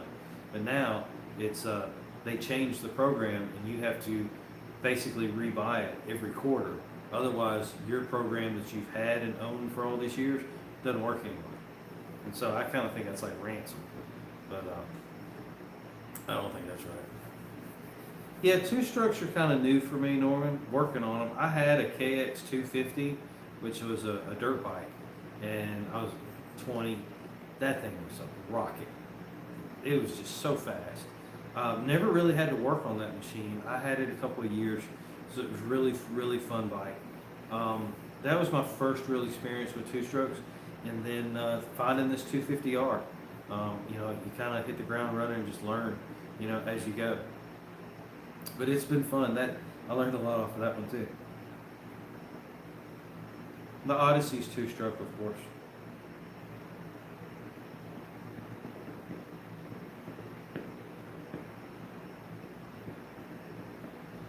All right, well, y'all got any more questions? We'll close it down here. This will be 2 hours. Whew. No? Okay. Well, As for the channel, we've got YouTube's allowed us to do subscriptions now. If that's something y'all want to do, I'm going to try to. I don't know what your comment would be getting blocked for, Odyssey. I don't know why. I don't know why. I don't know what it is. I can't see it on this end either. So whatever it is, maybe break it down into 2 sentences, or I don't know if it's got a bad word in it or something. I don't know. But we've got subscriptions. So what I'm going to try to do is to do events like this, and then I'll probably focus on the building of the shop and some of the challenges that I face with that, and try to let that be the beginning of the subscriber base. But that's going to be an extra video for me, so I'm going to try not to do a lot of editing. I think it'll be more off the cuff, live kind of events of whatever I'm working on, and then let that be the subscriber base. Of course, we'll do the stickers. If you join the subscriber, I'm just going to give you some stickers. That's included in your membership. And I'm going to give some giveaways of either some parts, maintenance. You know, I can drop ship from Amazon oil and filters, maybe some tires. I don't know. I mean, I'd like to do some more products like that. I can drop ship it to you. We can have contests within the subscriber base. And then we'll strictly do that for members and not necessarily just subscribers. So I want to make it worth your dollar. If that's how YouTube wants to structure things and to do a subscription base, then I've got to try to make it worth your investment. Whether that's knowledge, hands-on, products and things of that nature. I'm working on some shirts. I don't know if y'all are interested in that or not. We'll see. I'm going to do probably one of the logos or one of the stickers and do that on a shirt and just see, how that goes. And I'll do that through like a third party, like Spring is a third party company. And hey, Pat in the bunker. Pat's been with me a long time too. Hey Pat, thanks for coming, sir. And so that way I don't have to buy smalls, mediums, larges, and extra larges, and 3Xs and whatever. You'll be able to go to like Spring. I'll have a link. You'll go to Spring, which is a third-party company. They'll have the design. You pick the size shirt you wear. They'll put the two together and send it to you. And so we'll try to do that in the very near future as well. So got a lot going on. Just trying to kind of go slow, but you know what I mean? I don't want to misstep. So I don't want to promise something that I can't deliver. And that's the biggest thing. It's got to be a good value for y'all or I won't do it. So, all right, let's see. Oh, okay, so you're putting a website in. So yeah, that might be why it's blocking you, the Odyssey. Yeah, so you can go to partzilla.com. I recommend them a lot. Rocky Mountain Off-Road is another one. They carry a lot of stuff. Last couple of times I went, they didn't have what I was looking for. Happens. But Partzilla, I really like being able to search a part number. I like being able to search what it cross-references. Like 350X cam. All right, the 350X cam is the same cam, at least it fits, as the 350D four-wheeler. That's just an example. I have a 350D four-wheeler cam in my other 350X. Is the profile different? It may be a little different. I don't know. If it is, it's marginal. It runs, and that right now is all that matters to me. So those websites like Partzilla and Rocky Mountain ATV are huge help in trying to find things. You may run into a roadblock. You may not be able to find this particular bolt or nut or part on this machine, but if you knew that it was the same bolt on a 2000 and something or other, 300 ES, then all of a sudden the doors are open to find that part easier and probably even cheaper. But yeah, that's a good source. I'm not sure what your question is per se. The Odyssey. But partzilla.com, I use them a lot. Rocky Mountain ATV, one of the good things about them is it's free shipping over $75, which nowadays only, that's one or two parts, $75. And so shipping certainly, will help with that. So those are the two that I use the most. I really use a lot of eBay and a lot of one-on-one people, not necessarily businesses, for three-wheelers, because three-wheelers are kind of obsolete. Finding used parts from other people has been a really, really good way to find stuff, and cheaper than, you know, a new part.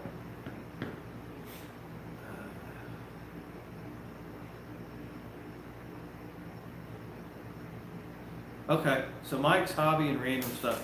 Mike, have you seen the big red clutch one-way bearing video I did? It's early on. It's camera work's not that good, but it may be able to help you out. It's I think it's a pretty good video. It was shot on my 85 big red.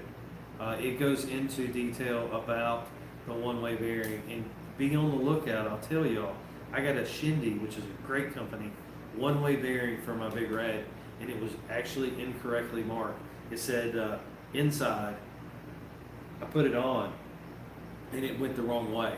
I had to take it off, put it around, and put it back on for it to go the right way. So when you take your centrifugal clutch off, notice which way that it locks up. It should go clockwise freely, and counterclockwise there should be resistance. Don't quote me on that, but check it before you take it apart. And when you take that nut off and you pull it off, forgive me, when you put your new one-way bearing on, make sure it does the same. Okay, so always check that before you take it apart. But I have a video on that. If you want to see the inside of that machine before you tear yours down, check that video out, Mike.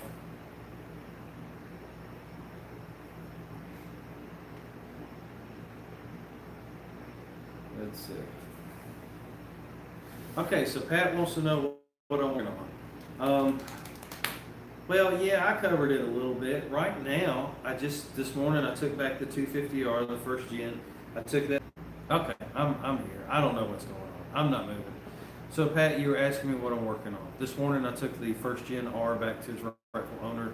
I'm waiting on a cam for the 350X. So we're going to do a hone, rings, cam, lifters, rebuild on the 350X, and then I want to ride it.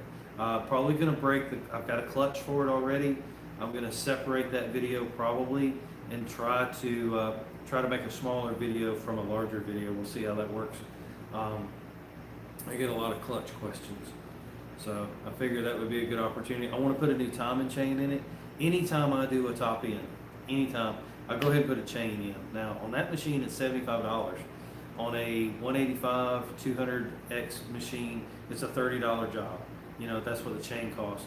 So as a rule, I always change the chain, change the chain, just to make sure it's in good working order before, you know, if you got it tore down, you might as well do it.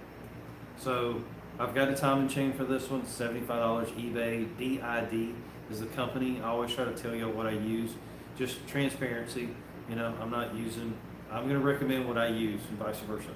I use a D.I.D chain on this one. I got rings for it, standard size bore, nothing real special. But I'm just happy to find a cam. That was the biggest hurdle. I did not realize that there was a cam shortage in the world, but apparently there is. So I was lucky to find one. So if you've got a cam for a 350X, you've got a very nice commodity right now.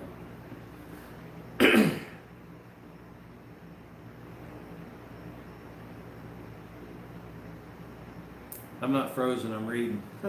Pat's giving me some information. Okay. All right, so Pat, I'll just spread the word that there's an ATV salvage yard in Nebraska called Heartland ATV Salvage. Okay, well, we'll check them out. We do. I mean, hey, resources are getting hard. We've got to stick together. We really do.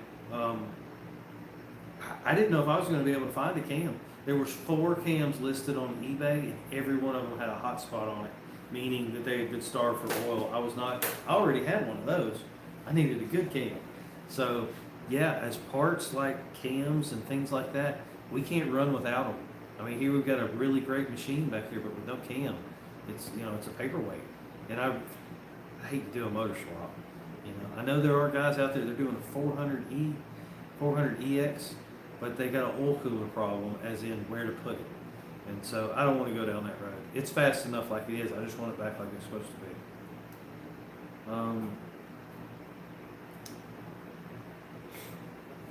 All right, Denny Snuffer. Paint. Well, you know, all that fancy paint gear, it's the CFCs and paints and stuff is really dangerous. I tell you the cheapest way I did the Van Halen bike is I went down to my auto parts store and I did their, they have the DuPont series. It's a lacquer based paint. And so it's basically single stage, which means it's not a lot of mixing. And I shot everything with single stage red or the DuPont red. And then I went back over that with a K2000 clear and I just hit that really heavy. I bought a respirator and replacement charcoal filters off of Amazon. I bought the guns off of Amazon, and probably I didn't wear a mask. I didn't wear gloves. I'm not recommending that. I'm just telling you, you're talking about trying to save some money. But please do it outside. I painted outside. I've got a big A-frame that I've pulled motors with, and I hung the frame there. I was outside. It was a very calm evening. And I painted, I think I had one bug. I mean, really, it turned out great. First time painting. I'm not a painter. But it turned out really good. That paint levels out when when it sits, it leveled out really good. It wasn't hard to mix. It was straight out of the can. That's why I'm recommending it. But if you're going to use it, and you're not going to have any protection from gas or UV unless you put a clear over it. So get you a good quality K2 clear automotive grade. I bought, if you go back to that video, there's a link down in the description. It was a 2-gun kit. You had basically a paint gun and a clear gun. One was a touch-up small. And so that's exactly how I treated it. I painted all my paint with the bigger gun. I shot the clear with the small gun, and I never mixed the two. And so that made cleanup a lot easier. So that's my recommendation for painting. I would like to paint my other 350X, tear it down. It's been spray canned by the previous owner. I've done so much work to it for it not to look as good as the effort that I've put into it bothers me a little bit. So that may be a project too. Tear it down to the frame. You know, I'm not a big powder coat guy. I just don't like sending my stuff out and then waiting. I would rather go ahead and take it and do it myself. So that's that could be a project in the near future for sure.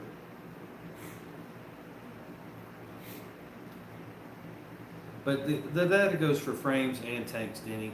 You know, it's a lot of work. Those guys that do paint and body work, there's a lot of stuff to it. It really is. It's not just scuffing it and sanding it. A tank especially, I would recommend that your inside of your tank be perfect first before you start the outside, because if you make the outside pretty and then you've got a rust problem or a liner problem on the inside, you run the risk of messing up your good paint job. So on paint work for a tank, I start with the inside and work my way out. Get the inside nice, line it if you need to or clean it, and then do the outside. All right, Pat, that's good to know. I've got a cam coming, thank you, from a gentleman, an individual, and it's a 350X cam. So I'm happy about that. I've seen the pictures, it looks great. But if that doesn't work out, I will keep that in mind. Thank you for sharing that with us. All right, Mike, you take care if you're still here.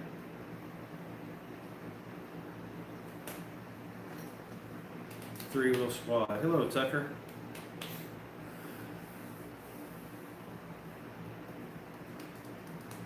Well, you know, if it's just faded and it doesn't have a lot of deep scratches and dents to it, Denny, it would just be minor body work. You could scuff it with a Scotch-Brite pad and then wipe it down with some lacquer thinner and then get it really, really clean and do a nice base coat, or go with the red lacquer from the DuPont. It's a beautiful red. It really is nice. Straight out of the can. Pat's looking for some decals. Yeah, I tell you what, so a friend of Preston's is Blue Line Graphics. And so he's got a website. You can go to his website, and I'm telling y'all this now. If it's Preston approved, it's OE approved. But I think his name is it Gary? I don't know his name, but it's Blue Line Graphics, and he does an amazing job. And he'll actually have it on the website. You can look at it and make sure it's the same one that you want. You can order through the website. You don't even have to wait till morning to speak to anybody. But that's who I would recommend that does graphics, and they would be right. I bought graphics off of eBay before. That's an option. But generally, you're going to find someone else's interpretation of the graphic. The blue might not be the name, or the background, especially a 200S. Like, you know, one year it's white and the next year it's blue. In their ad for eBay, they'll just put both years and you don't know what you're going to get. But with Blue Line Graphics, you're not going to have that. It's going to be spot on. So check him out. Yep. He's in upstate New York, I believe. I don't know where you're at. That may have some bearing on shipping times, but I think he's in upstate New York area. All right. Bacon Grizz. I guess that's what that stands for, GRZ. He said he was on the trail today on the 84. There you go. Keep them out there, people. Every time I take one out, I turn people's heads. It's really cool. It's you know, it's like a classic car. People hadn't seen them in years. So, all right, gentlemen. I don't know if there's any ladies in here or not, but if there are ladies, I think I'm going to sign off. I've been talking for 2 hours. Unless there's any more questions. Yeah, 84 Big Red. They make 218,000 of those in 1 year. That's what the number, the list that everybody refers to is where I get that. There's actually a list of production quantities. It's been contested by some. The list is not 100% accurate from the point of there's no 350Xs on it. What does that mean? We don't know. There are a few numbers that seem really, really high, like that one, and then there are a few numbers that seem really, really low. I think there's 13,086 250Rs. That seems really low to me. It really does. 27,000 total, 13,086. The rest of them were all 85s. I think they probably made more than that. But that is the official list that everybody seems to refer to. I don't think Honda's ever come out and said it was official, but it's the list. You have a good night too, Pat. Thank you for supporting the channel and coming by and saying hi. All right. Well, that's the big news. We've got our membership going on. That's new just this week. And starting with that, we're going to start a build out at the shop. And, you know, just trying to get some merch coming y'all's way. Yeah, the infamous list. Yeah, it's been around a long time. It's the only list that I've ever seen, Bacon. So, you know, to say it's not accurate, I have no bearing one way or the other. I try to, if I'm going to refer to it, I always refer to it that way. That's the accepted list from those of us in the hobby. But it's got some holes in it. So, for sure. Okay. Well, y'all have a good evening. Thank you so much for coming out. I hope y'all enjoyed the evening. And we'll do it again real soon. Y'all take care.